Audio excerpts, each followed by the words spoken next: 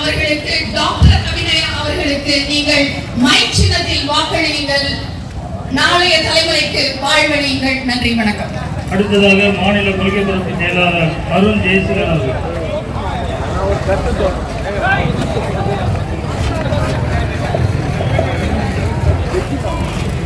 என் உயிரோடும் உணர்வோடும் உடலோடும் கலந்திருக்கிற அன்னை தமிழுக்கு எனது புரட்சி வணக்கங்கள். தாழ்ந்து வீழ்ந்து கிடக்கிற அன்னை தமிழ் சமூகத்தினுடைய விடுதலைக்காக அண்ணன் செந்தமிழன் சீமானோடு களமாடி கொண்டிருக்கிற எண்ணற்ற தம்பி தங்கைகளிலே எத்தனை தம்பிகள் சாணார் வீட்டு தம்பிகள், வன்னியர் வீட்டு தம்பிகள், கோனார் வீட்டு தம்பிகள், செட்டியார் வீட்டு தம்பிகள் என்று எனக்கு தெரியாது. அப்படித்தான் இந்த தம்பிகளிலே எத்தனை தம்பிகள் தேவர் வீட்டு தம்பிகள், தேவேந்திரர் வீட்டு தம்பிகள், பள்ளர் வீட்டு தம்பிகள், மல்லர் வீட்டு தம்பிகள், கள்ளர் வீட்டு தம்பிகள் என்று எனக்கு தெரியாது.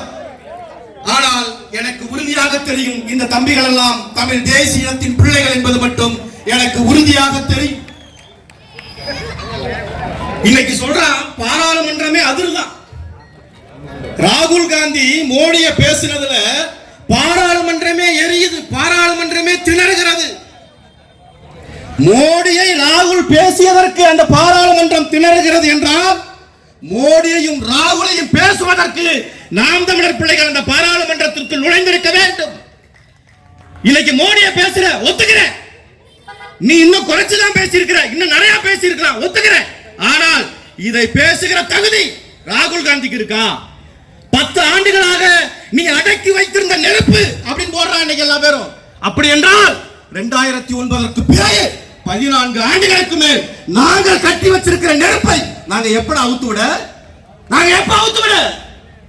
நடந்து முடிந்த பாராளுமன்ற தேர்தலில் 40 தொகுதிகளையும் நீங்கள் நாம் தமிழர் கட்சியை வென்றெடுத்திருப்பீர்கள். ஆனால் இன்று மோடியையும் ராகுல் காந்தியையும் சேர்த்து வைத்து கேள்வி கேட்கக்கூடிய நிலையை பாராளுமன்றத்தில் அது 155 ரூபாய் தீபாவளியின் சிறப்பு தொகுப்பாக மக்களுக்கு வழங்கப்படும் ஒரு கட்டிங் கொடுத்துக்கிறாங்களா கடையில். இனிமே கட்டிங்னா இனிமே நமக்கு தமிழ்நாடு அரசு தீபாவளிக்கு எல்லா மக்களுக்கும் வழங்கக்கூடிய ஒரு மிகப்பெரிய ஆக சிறந்த ஒரு விஷயத்தை கொடுக்குறாங்க. ஏன்னா 50 ரூபாய் பாக்கெட் வாங்கி கள்ளசாராயம் குடிச்சு செத்து எனக்கு 10 லட்ச ரூபா செலவு வைக்கிறீங்க, ஆனால் 90 ரூபாய்க்கு நானே தர்றேன் அப்படின்னு யார் பேசுறது? தமிழ்நாட்டுடைய முதலமைச்சர். ஏன் அந்த கொடியை தூக்கிட்டு போறவங்களுக்குலாம் இது தெரியணும் பாருங்க. அதனால சொல்றேன். இன்னொரு பக்கம் ஐயா மரியாதைக்குரிய துரைமுருகன் அவர்கள் நீர்வளத்துறை அமைச்சராக இருக்கிறார்ல, அவர் ஒரு பக்கம் வந்து சொல்றார், ஏன் கள்ள சாராயத்தை குடிச்சாங்க தெரியுமா? சும்மா அப்படிலாம் கதை சொல்லாதீங்க. நாங்க ஊத்துற சாராயத்துல கிக்கு இல்லையா, டாஸ்மார்க்ல ஊத்துற சாராயத்துல கிக்கு குறைவாக இருப்பதினால் கள்ளச்சாராயத்தில் கூடுதலாக இருக்கிறது. எப்படி தெரியும் அவருக்கு? 2 லோட்டா உள்ள இறக்கி இருக்காரு போல தானே. இல்ல எப்படி தெரியும்? இதுல கிக்கு இருக்கு, இதுல கிக்கு இல்லைன்னு எப்படி தெரியும்? குடிச்சு பார்த்தா தானே தெரியும். அப்ப ஒட்டுமொத்த சாராய வியாபாரிகள், ஒட்டுமொத்தமாக சாராயம் காட்சி விற்கக்கூடியவர்களுக்கு நாம் வாக்கு செலுத்தி வெல்ல வைத்த அதிகாரத்தை கொடுத்தது போக அவர்களுடைய கொடியை பிடித்துக் கொண்டு போகிறோம். 85-90 குடும்பத்துக்கு மேல கள்ளக்குறிச்சியில பாதிக்கப்பட்டது இல்லையா, அவங்க வயிற்றுச்சல் தான் அந்த கொடியா வருது, அந்த உதயசூரியன் படமா வருது. உங்க வீடுகள் எல்லாம் வரைஞ்சிருக்குல்ல, இது பல பெண்களுடைய தாலியை அறுத்த படம் தான் உங்க வீட்டுல எல்லாம் வரைஞ்சிருக்கு. அதை எடுத்துட்டு போறாங்க. அன்னியூர் சிவா இருந்தா கூட எங்க மேல அவ்வளவு கோவம் வராதுங்க, சேர தூக்கிட்டு அடிக்க வர்றாங்க.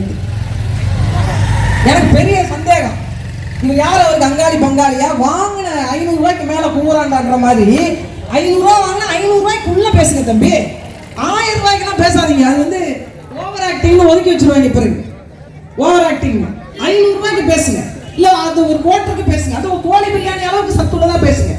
சேர தூக்கிட்டு அடிக்க வேண்டாம். அவங்க 8 பேர் இருந்தாங்க, நம்ம ஒரு 200 பேர் இருந்தோம். அப்படியே உட்காந்துட்டாங்க. நீங்க சேர தூக்கிட்டு போற குரூப் வந்து எங்களுக்கு நல்லா தெரியும். ஏன்னா ஒண்ணு கூட்டத்துக்கு பணம் கொடுக்கலாம், இப்ப யாராவது மிச்சம் அப்படின்னு தூக்கி. சரியா குடிநீர் வந்துருச்சா? நல்ல கல்வி கிடைச்சிருச்சா? தூய குடிநீர் கிடைச்சிருச்சா? நல்ல மருத்துவம் கிடைச்சிருச்சா? ஒன்னும் இல்ல. பெண்களுக்கு வேலை இல்லை, படித்தவர்களுக்கு வேலை இல்லை. விழுப்புரம் விக்கிரவாண்டி பகுதியில் இருக்கிற எல்லாரும் பாண்டிச்சேரி போய் தான் வேலை செஞ்சு படைக்கணும்னா இது என்ன மாதிரியான போக்கு?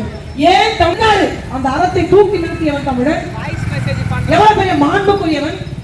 பஞ்சாப்ல போய் பாருங்க, பஞ்சாபிய அந்த ஊர்ல எல்லாம் பிச்சைக்காரங்களே இருக்க மாட்டாங்க அப்படின்னு சொல்லுவாங்க. என்ன காரணம்னா உழைப்பின் மீது அவன் கொண்ட பற்று. அதோடு மட்டுமல்ல, அவனுடைய கலை, அவனுடைய வீரம், அவனுடைய பண்பாடு, அவனுடைய உணவு எல்லாமே அடுத்தடுத்த தலைமுறைக்கு கடத்தப்பட்டு கொண்டே இருக்கு. ஆனா ஒரு முல்லை கொடிக்கு தேவை கொடுத்தவன், மயிலுக்கு போய் இசைத்ததுக்காக பெத்த மகனே, ஒத்த மகனே கொன்று குவிச்ச ஒரு தமிழ் மக்களுடைய வாரிசுகள் நான். ஒரு கோட்டுக்கு விலை போறது, 150 ரூபா காசு கொடுக்கல, 150 ரூபா காசு கொடுக்கல அப்படின்னு சொல்லிட்டு பெத்த தாயை கத்தியால குத்தி கொன்னு மக்களாக நம்ம மாறி போனவே எங்கிருந்து இந்த அறத்தினுடைய மாற்றம் வந்தது? படிக்கிற புள்ள பையில கஞ்சா பட்டலத்தை தேடக்கூடிய இந்த அவல நிலை எங்கிருந்து வந்தது? இந்த ஆட்சியாளர்கள் கொடுத்தது தானே. இந்த ஆட்சியாளர்களை உருவாக்கியது யார்? நீங்கள் தானே. நீங்க குடிப்பீங்க, ஆனா உங்க பிள்ளைங்க குடிக்க கூடாதுன்னா குடிக்க முடியாத சூழல் இந்த மண்ணில் இருக்கா?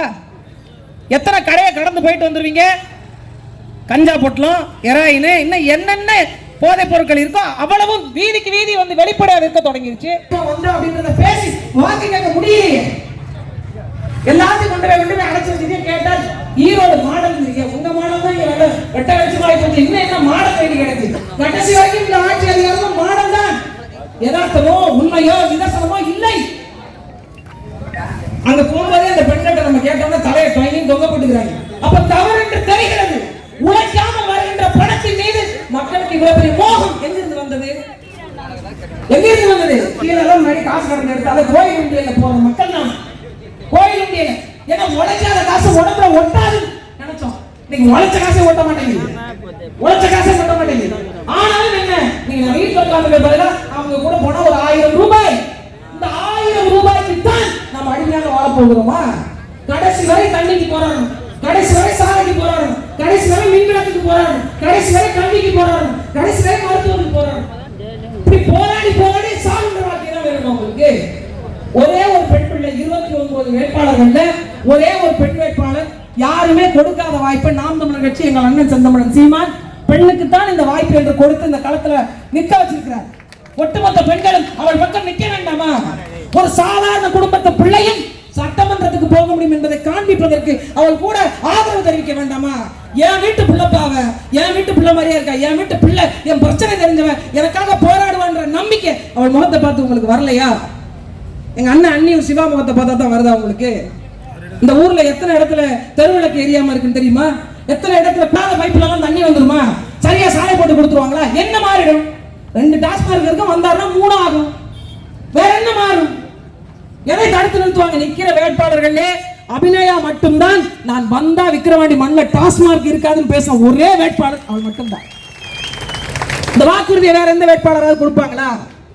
இப்ப வரைக்கும் நிலத்திற்கு பட்டா கிடையாது.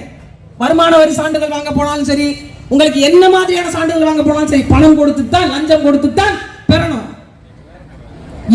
ஒட்டுமொத்தமாக நாம் வாழ்ந்து கொண்டிருக்க வாழ்க்கையை பத்தி ஒரு கணம் சிந்திச்சு பாருங்க. எப்படிப்பட்ட வாழ்க்கையை வாழ்றோம்? இதுக்கு பேர் ஜனநாயகம் வேற, இதுக்கு தேர்தல் வேற. இல்ல நடந்து போகும்போது நாங்க பேசுறது வேற கூடாது, பேசினா அதுக்கு ஒரு சண்டை, அதற்கு மோசமான வார்த்தைகள். அப்படி பேசுறாங்க திமுக காரங்க. அணிவே எங்கிருந்து வருகிறது காசு?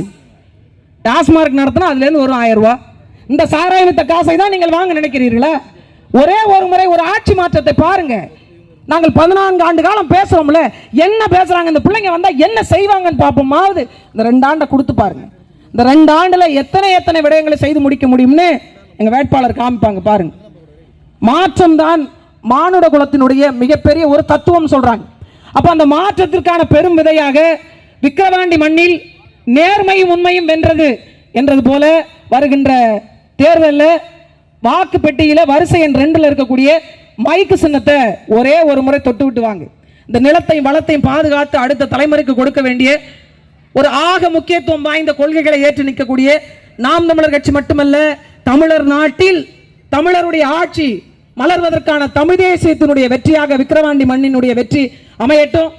அப்படி இல்லை அப்படின்னா அவங்க ஏலம் விடுற மாதிரி விக்கிரவாண்டி 1, விக்கிரவாண்டி 2, விக்கிரவாண்டி 3ன்னு இவங்க 500 ரூபாயா 1000 ரூபாயான்ற பேரத்தில் விக்கிரவாண்டி விற்பனைக்காக போகிறதா அல்லது விக்கிரவாண்டி வளத்துடன் நலத்துடன் செம்மாந்த தன்மானத்தோடு வாழ்ந்த வாழ்க்கை வாழ போகிறதா என்பதை உங்கள் தேர்தல் முடிவு செய்யட்டும்.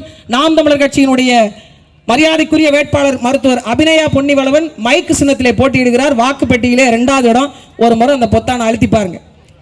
நாங்க என்ன சொல்றோம் அப்படின்றத கேட்டுட்டு ஒரு பக்கம்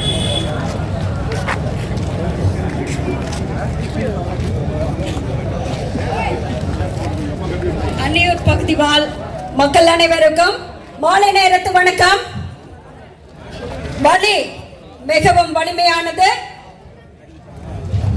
நானும் காலையில இருந்து கால் கடுக்க தெருவா நாங்களும் போய் ஓடி தண்ணிய சமந்துட்டு தூக்கிட்டே மக்களை தேடுறோம்.